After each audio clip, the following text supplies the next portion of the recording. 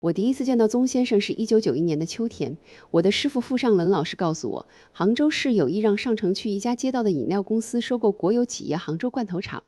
在当时沉闷的经济环境里，这是一件极其大胆的事，让我从头到尾去跟一下。宗先生那年46岁，长着一张特征不明显的方脸，满口杭州腔，讲起话来有点害羞，总是笑眯眯的，一直在抽烟。后来我发现一件有趣的事，如果他觉得交谈的那个人挺有意思的，就会不停地扔香烟给对方，自己抽一根，扔出一根，有时候跟他聊半天，面前会多出7、8根香烟。娃哈哈是1987年创办的，它的第一个名字是杭州上城区校办企业经销部。宗先生那代人有一个荒芜惨淡的青春，他中学毕业后就到舟山群岛的海图地里去晒盐，后来在绍兴的一家茶厂种茶割稻和烧土窑。1979年，他顶替母亲回杭工作，每天拉着黄鱼车在小学门口推销课本和卖雪糕。8年后，他从浙江医科大学的一位老师那里买了一个配方，研制出儿童口服液，起名娃哈哈。广告词是喝了娃哈哈，吃饭就是香。娃哈哈开办的14万元是他辛苦赚下来的，但当时不能办私营企业，便以借款的方式给区教育局，然后注入企业，从此埋下了产权的隐患。在激荡30年里，我曾用一段文字描述宗先生10余年最底层的生活磨练和理想幻灭，使这代人有着独特的性格烙印。他们对生活状态有着近乎冷酷的清醒，他们有着狼一样的素质。如果命运给他们一次翻身的机遇，他会把所有一切都押上，与你豪情一搏。到1991年，娃哈哈营收超2亿元，利润4000万。在老城居民区里的厂房已不够用，当时的杭州市有一些思想开放的官员，便谋划把濒临倒闭的市属大型国有企业杭州罐头厂让娃哈哈全资并购。宗庆后顺势改造生产线，推出娃哈哈果奶，竟在短短的3个月里让企业扭亏为盈。我跟踪调研了这次并购的全部过程，写出百日兼并娃哈哈小鱼吃大鱼纪实。1992年1月，解放日报在头版刊出并配评论员文章，再论改革要有胆略。这成为当年小平南巡讲话期间企业界最醒目的一次实践呼应。娃哈哈再次成为全国性的新闻焦点是，在1992年6月，娃哈哈果奶进入南京市场，遭到当地质检部门的刁难，在多次交涉无果的绝境下，公司销售经理愤而经抢救复活。宗先生在南京日报刊发广告，宣布退出南京市场。国内主流媒体群起支持娃哈哈，南人民日报在头版发文，石头城里的果奶风波这一新闻事件，在当时为打破区域篱笆墙起到了极大的正面效应。无论百日兼并还是南京事件，宗先生都是身不由己地被卷入其中。时代在一个人身上的投影，往往以出人意料的方式呈现出来。在此后的很多年里，发生在宗先生身上的种种事件，在一开始都不是预谋的结果，而是在发生的过程中被一再的解读和定格，最终呼应为时代的记忆和某种共谋。1994年，为了解决经销商拖欠款的难题，宗先生提出了产销联合体模式，就是在每年年初的经销商大会上，科商必须缴纳一定的保证金，娃哈哈支付高于银行利率的利息，进货一次结算一次。这是信用关系的重大重建，同时解决了娃哈哈的资金问题。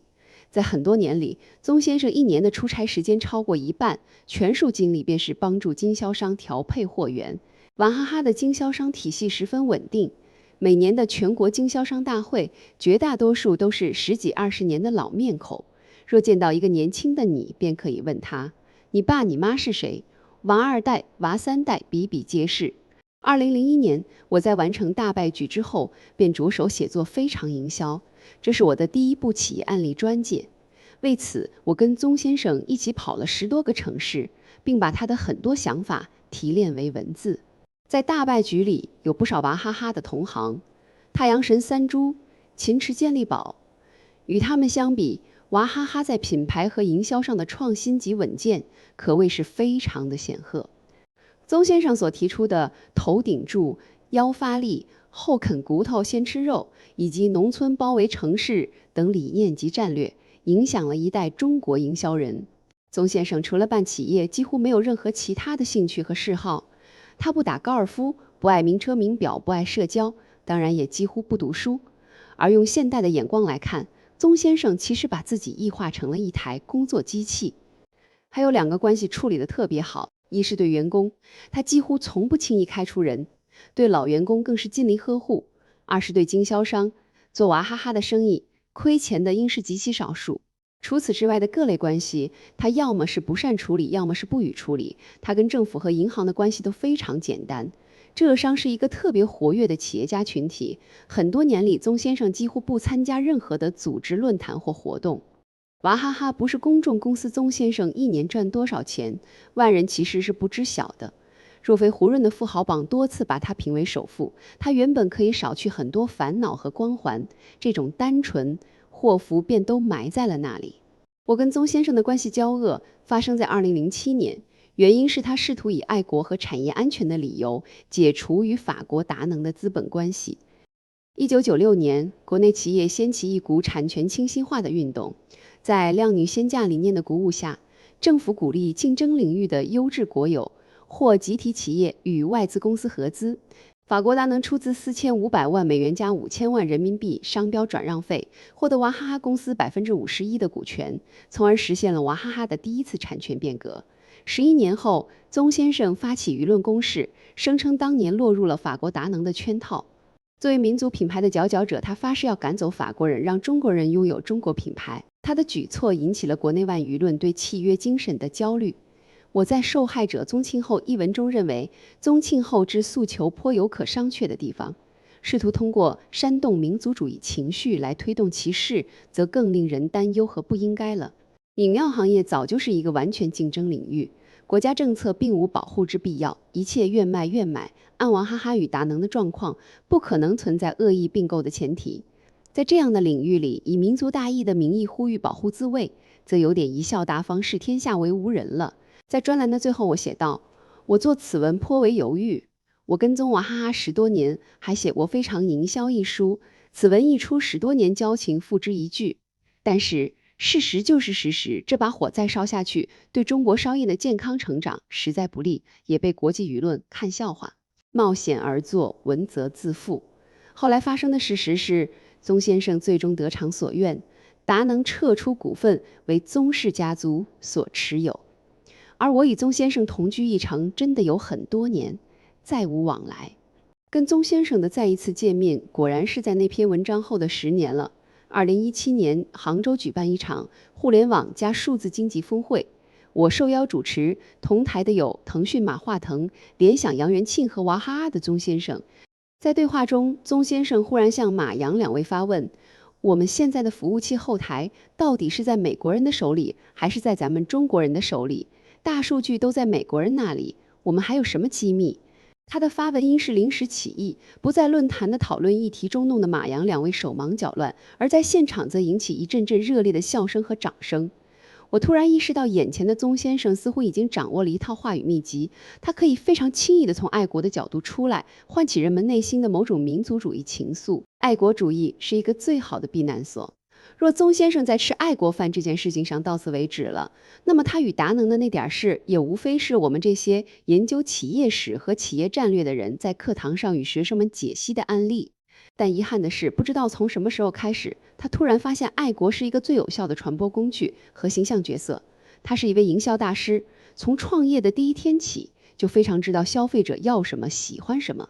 现在，他把这套本领从饮料的销售中延展到了公共舆论市场。他应该非常享受现场的呼应，他轻而易举，而且屡试不爽。宗先生后来的人设的建立，便是由一系列似是而非的细节所构成的，他们都非常为人们喜闻乐见，并且迎合了很多人对中国式民族企业家的想象。比如娃哈哈坚持不上市，便是坚守实业，不割韭菜。宗先生没有外国国籍，也没有在海外置业或投资。宗先生虽是首富，但出差还坐高铁2等座，一年的日常开销只有5万元。再比如宗先生穿布鞋，这些比如俱非虚构，但是他们都是事实的一部分，而非全部。甚至某些事实并不能导向人们都乐见的那个结论。娃哈哈在1994年就启动了娃哈哈美食城的上市计划，几经闯关未果，与宗先生层层叠叠的极其不透明的资产结构有关。宗先生坐二等座或任先生搭乘机场摆渡车，都不是刻意的摆拍，但是津津乐道的传播者似乎不愿意去想一下，为什么没有人一再的拍到类似的场景。再说那双布鞋，宗先生买得起全世界最贵的鞋，但他还是喜欢穿100来块钱的布鞋。这其实与财富无关，而仅仅是一位出身贫寒的老年中国男人的生活习惯。布鞋让他的脚舒服自在，仅此而已。但是公众对布鞋的意象化，以及布鞋主人对这样意象的默认，事实上达成了一种公共默契。这种默契有显而易见的常识上的漏洞，但是前者获得了心理上的慰藉，后者获得了富而不骄的声望。双方都非常乐意地参与了布鞋意象被放大和过度诠释的全部过程。1年前，宗先生去世，他的声望达到了令人惊叹的巅峰。这一切都与他这些年有意无意所构筑的人设有关。如今看来，他所造成的伤害是双重的。第一重，他虚构了企业家的公众标杆形象，营造了商业创造与财富享用的反差性认知，最终导致的是普通公众对企业家阶层的不真实想象，以及潜在的对资产者的集体嘲讽和仇富情绪。这种不必要的虚构，在事实上造成了社会阶层的进一步对立和撕裂。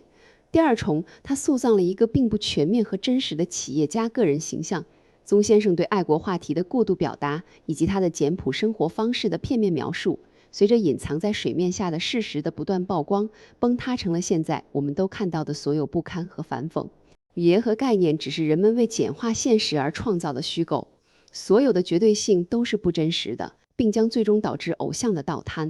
尼采在《偶像的黄昏》中的这段警示，竟丝毫不差地发生在宗先生的身上。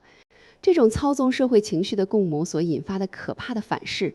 当为所有的公共人物所警惕。古往今来，人们对各类公众人物在道德洁癖上的追逐和拷问，是一个古老而普遍的现象。它既是真实的，又是超验的；既是纯洁的，又是残忍的；既是美好的，更是脆弱的。它往往经不起追根刨底，却又得到末期时的呵护。宗先生若非近期爆出了惊人的家族纠纷，他的形象很可能在很久远的时间里仍被小心翼翼地维护着。